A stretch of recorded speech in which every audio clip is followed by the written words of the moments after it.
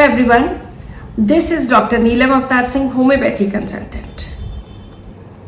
आज हम फिर से एक अस्थमा का केस करेंगे।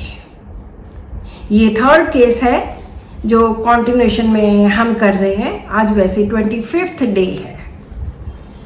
तो ये एक बच्ची है, तकरीबन 6 साल पहले मेरे पास आई थी। तब शी वॉज 8 years old। बहुत ज़्यादा खांसी, बहुत ज़्यादा बुखार और ब्रोंकियल अस्थमा डॉक्टर्स ने डिक्लेयर किया था। इन्होंने भी पीजीआई से बहुत ट्रीटमेंट करवाया, बड़े साल करवाया, और इनका जो एलर्जी लेवल था दैट वाज मोर देन 2000। इतनी ज़्यादा एलर्जी थी। और इनका लिवोलिन एंड ब्यूरीकॉट ये पंप चलते ही रहते थे।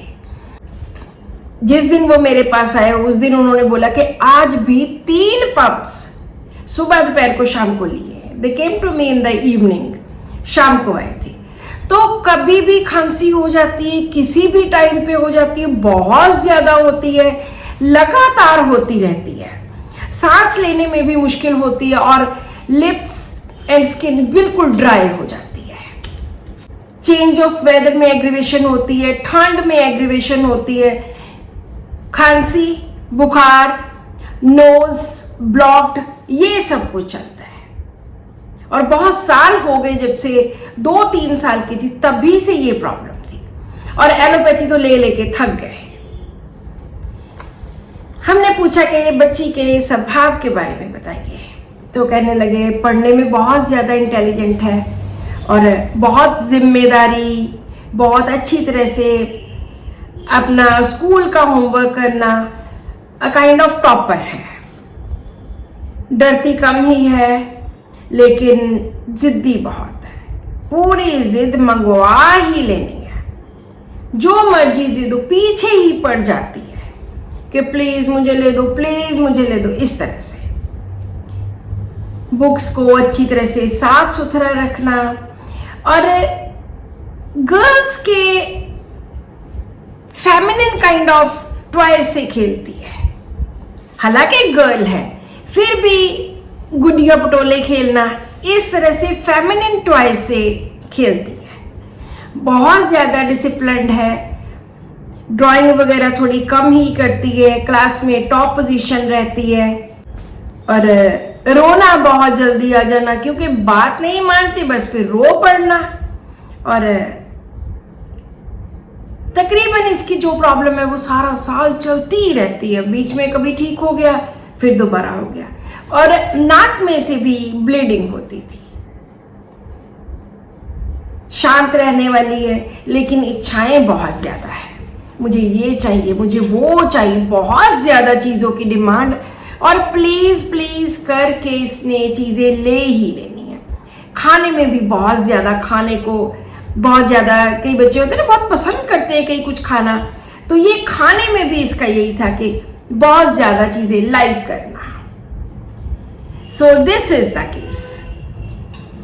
जो भी डॉक्टर्स एनालाइज करना चाहते हैं यहाँ पर वीडियो स्टॉप करके एनालाइज कर सकते हैं।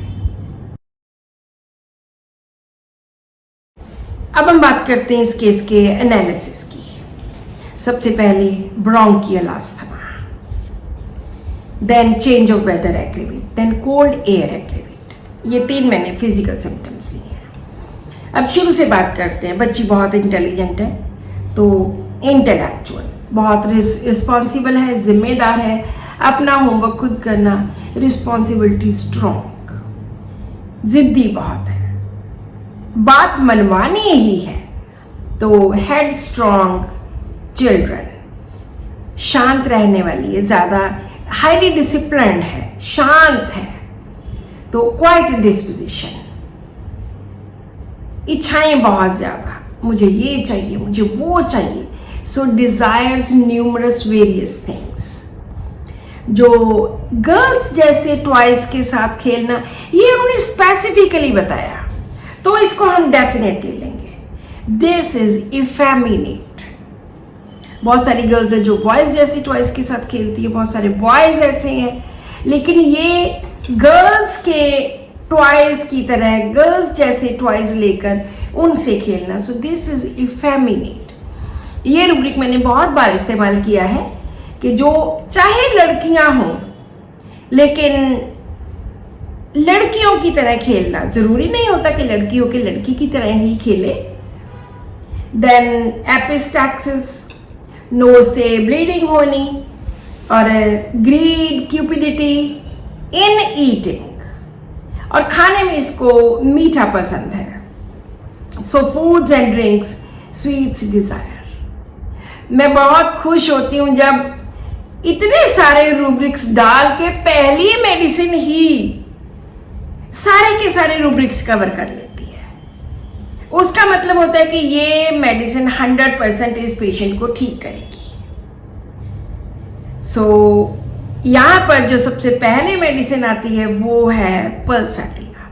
और जब मैंने पूछा भी कंफर्म करने के लिए रोती कितनी जरूरत है, रो तो 2 मिनट में पड़ती है। झट से रो पड़ना, झट से मान जाना। इसके साथ पैरेलल खड़ी है सिलीशिया, जिसमें रिस्पॉन्सिबिलिटी स्ट्रांग नहीं है, जिसमें डिजायर्स न्यूमरस वेरियस थिंग्स नहीं है। ये 2 रूब्रिक्स नहीं है। उसके बाद आती है आर्सेनिक, एल्केरिया, lyco, natrum mur and phosphorus and sepia. सभी में 1-1, 2-2, 3-3 रूब्रिक्स नहीं है। सो उसको फर्स्ट टाइम में पल्साटिला 30 की 3 डोजेस दी गई और उनको बोला कि 1 महीने के बाद मुझे फिर से दिखाइए।